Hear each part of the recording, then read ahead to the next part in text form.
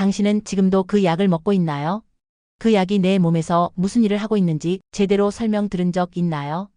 이 영상 끝까지 안 보면 당신이 몰랐던 진짜 위험을 영원히 놓칠지도 모릅니다. 호르몬 치료란 꼭 해야 하나요? 갱년기 증상으로 병원에 가면요, 호르몬 치료를 해보자고 할 때가 있어요. 그게 뭐냐면 몸에서 줄어든 여성 호르몬을 약으로 보충해주는 거예요. 그러면 안면홍조, 우울감, 불면증, 골다공증 같은 증상이 좀 나아져요. 그래서 많은 분들이 그럼 약 먹으면 되겠네 하시죠? 근데 잠깐만요. 이 호르몬 치료는 좋은 점도 있지만 조심해야 할 점도 있어요. 모든 분이 꼭 해야 하는 건 아니에요. 한 57세 여성분은요, 갱년기 증상 때문에 병원에 갔다가 설명도 거의 못 듣고 그냥 약을 받아왔다고 해요. 복용 후 부작용이 오고 나서야 그 약이 뭔지 검색해 봤다고 합니다. 우리는 약 하나를 먹기 전에 최소한 내 몸에 무슨 일이 생기는지는 알아야 하지 않을까요? 증상이 가볍거나 생활 습관 개선만으로도 충분히 관리되는 분들도 많아요. 혹시 치료 중이신 분 있으신가요? 어떤 정보든 좋습니다. 당신의 경험을 댓글로 나눠주세요. 약의 부작용은 어떤가요? 유방암 위험이 올라갈 수 있고 피가 잘 안 통해서 혈전이 생기거나 뇌졸중 위험도 커질 수 있다고 해요. 그래서 의사들도 자기 가족한테는 꼭 필요할 때만 신중하게 쓰는 약이에요. 그럼 호르몬 치료가 무조건 나쁜 걸까요? 꼭 그렇진 않아요. 예를 들어 폐경이 너무 일찍 와서 일상 기능이 무너지는 분들 또는 골다공증 진행이 빠른 분들에게는 짧은 기간 동안의 치료가 큰 도움이 되기도 해요. 중요한 건 내 상황이 어떤지, 얼마나 위험과 이익이 있는지 스스로 판단하는 힘을 갖는 거예요. 폐경기 약 복용 후 되레 더 힘들어진 여성들도 있어요. 한 여성은 폐경기 약을 먹은 뒤 처음엔 기분도 좋아지고 얼굴 열감도 줄었다고 해요. 그런데 6개월쯤 지나자 가슴 통증이 오고 정기 검진에서 유방에 이상 소견이 나왔죠. 알고 보니 가족력도 있고 호르몬에 민감한 체질이었어요. 그녀는 이렇게 말했어요. 그때 약 하나 받기 전에 나한테 진짜 필요한지 한 번만 더 물어봤으면 좋았을걸. 약 먹으면 유방암 위험 진짜 있나요? 가장 많이 걱정하는 게 바로 이거죠. 사실입니다. 에스트로겐, 프로게스틴을 함께 쓰는 호르몬 치료는 유방암 위험을 다소 높일 수 있다는 연구 결과들이 있어요. 하지만 단독 에스트로겐 요법은 위험도가 낮거나 거의 없고 약을 끊으면 시간이 지날수록 위험도 점점 줄어든다고 해요. 그러니 겁부터 내지 마시고 자신의 몸 상태에 맞는 선택이 중요합니다. 호르몬 치료하면 살찐다던데? 이 질문도 정말 많이 듣습니다. 결론부터 말씀드리면 직접적인 증거는 없습니다.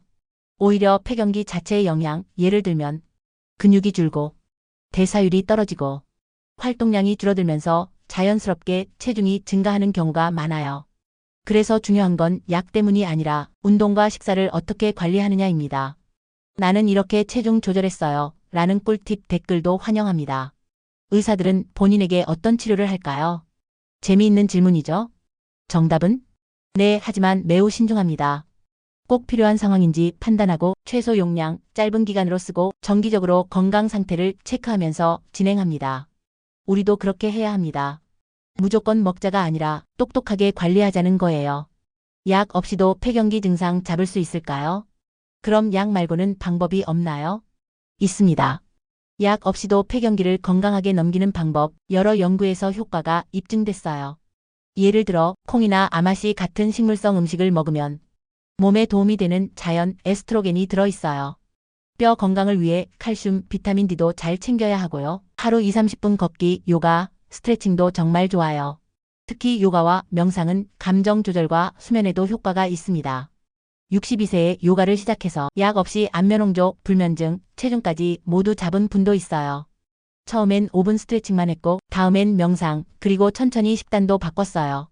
1년 뒤엔 체중이 6kg 줄고 오히려 갱년기를 기점으로 삶이 더 편안해졌다고 말해요.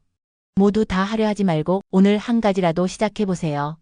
만약 오늘부터 조금씩 시작해보고 싶다면 제가 추천드리는 루틴은 이거예요. 아침 5분 햇빛 보면서 숨 크게 들이마시기. 점심 식사 후 10분 걷기. 잠들기 전 따뜻한 물 한 잔 5줄 일기 쓰기. 이런 루틴이 우리 몸을 매일 조금씩 바꿔줘요. 지금 가장 먼저 실천해보고 싶은 방법은 무엇인가요?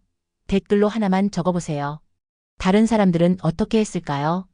진짜 많은 분들이 약 대신 생활 습관 바꾸는 방법으로 폐경기를 잘 이겨냈다고 이야기해요. 요가를 하면서 마음이 정말 편안해졌어요. 아맛이 넣은 샐러드 먹기 시작하면서 안면 홍조가 줄어들었어요.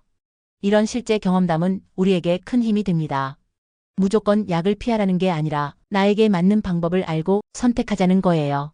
지금까지 이야기 들으시면서 혹시 마음속에 작은 변화가 생기셨나요? 약은 무조건도 절대 안 돼도 아닙니다. 내 몸을 제대로 알고 제대로 선택하는 것. 그게 진짜 건강입니다. 지금 약을 드시고 있다면 이게 정말 나에게 맞는가? 한번 점검해 보시고 오늘부터 하루 10분 산책 시작해보는 건 어떨까요? 그리고 혹시 주변에 이 영상이 필요할 분이 있다면 공유도 잊지 마세요. 한 사람의 인생을 바꿀 수 있습니다. 혹시 여러분은 폐경기 하면 어떤 이미지가 먼저 떠오르시나요? 늙는다는 느낌? 아니면 해방이라는 느낌? 여러분의 생각도 궁금하네요. 구독하고 다음 영상에서 더 깊은 이야기 나눠요.